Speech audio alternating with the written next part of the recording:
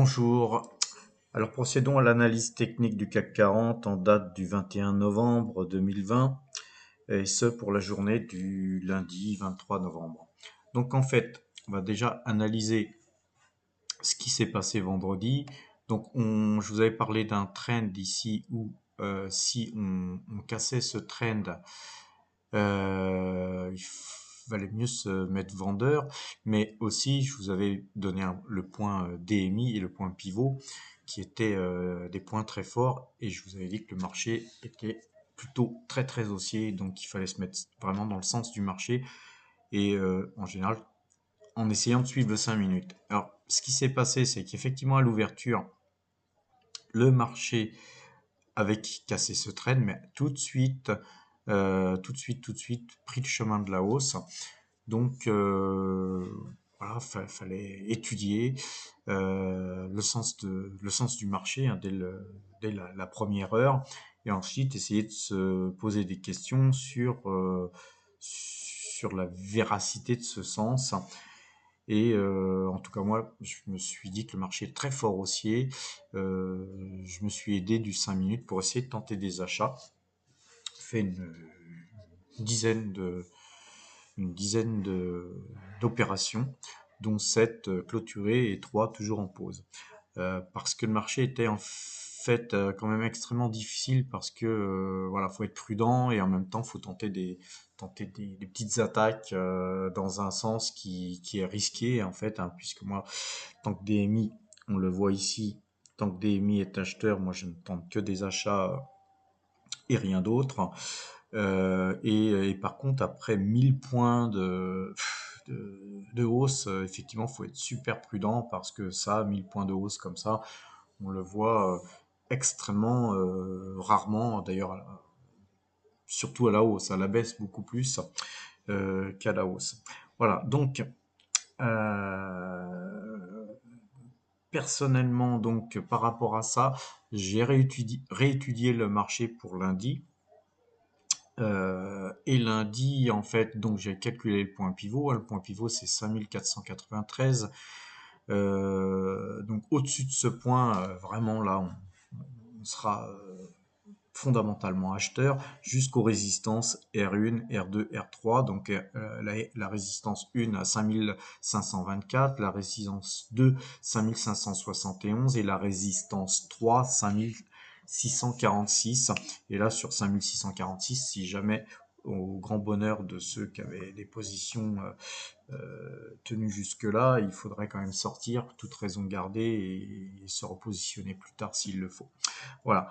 Par contre, en dessous du point DMI 5446, le point qui monte progressivement, hein, mais qui est toujours pas touché, je ne ferai plus que et je conseillerais plus de se mettre vendeur. Et moi, en tout cas, en ce qui me concerne, je ne ferai que des ventes sèches jusqu'au support 1, 2 et 3. Donc le support 1, c'est 5411, le support 2, 5394 et le support 3 qui est 5343. Donc moi là, en deçà de 5443, j'arrêterai aussi de trader, hein, mais il n'est pas exclu que le marché redescende jusqu'à des 5327, voire mi bougie de ça, 5200 on va dire, mais ça serait vraiment extrêmement difficile, je pense, à arriver à avoir des points pareils parce qu'il y a beaucoup plus de bonnes nouvelles que de mauvaises nouvelles sur le marché actuellement. Alors, notamment concernant le 5 minutes, en fin de séance, on avait eu un petit signal d'achat sur le coup des pratiquement à 22 heures. Donc, alors que le marché avait eu que de cesse de baisser, on s'aperçoit qu'en fin de séance, il y a eu des gens qui ont gardé des positions, hein, des gens qui ont gardé des positions overnight, et donc pendant tout le week-end en plus, hein, pour rester en pause jusqu'à on a même eu des gens qui ont acheté sur cette euh, zone-là où j'étais scotché. D'ailleurs, j'ai un contrat qui est scotché, mais moi aussi, je suis resté en pause. Alors, qu'est-ce que je fais dans cette journée de vendredi? Voilà, je vais pas vous les énumérer à chaque fois, mais j'ai fait sept trades positifs avec des petits gains hein, à chaque fois. Hein, on ramasse un petit peu. Ça s'appelle du scalping. Hein, on scalpe, on prend, on prend ses bénéfices. Hein, on rentre sur le ring, on tape et on se casse. Voilà ma stratégie actuelle. Donc, et puis j'ai donc trois contrats qui sont en pause, scotchés. Mais voilà, donc pas mauvaise journée hier. Mais si on revient sur le daily, on s'aperçoit qu'effectivement, il y a un range qui est en train de se faire. Et c'est pour ça que j'ai tracé ce range.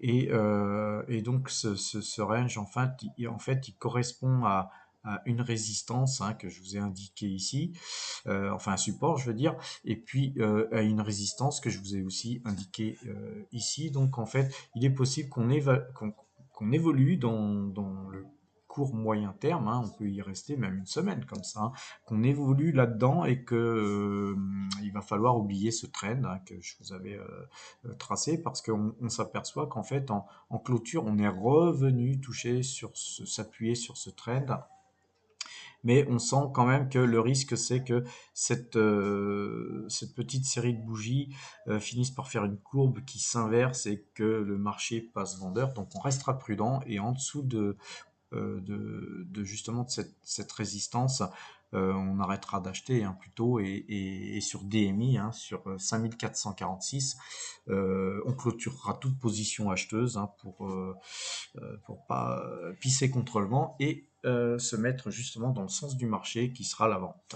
Voilà, je vous souhaite un bon week-end et puis donc à lundi.